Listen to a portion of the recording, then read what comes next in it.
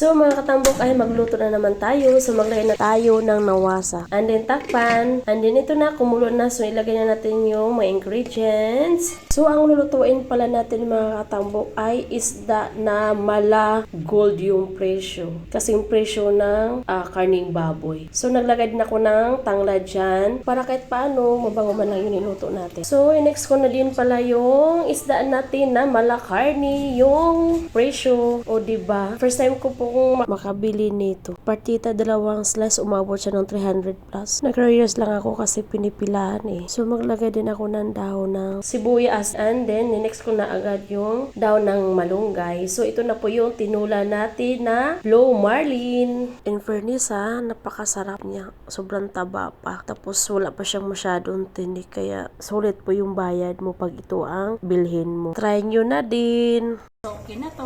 See you on my next video. Hanggang dito lang po.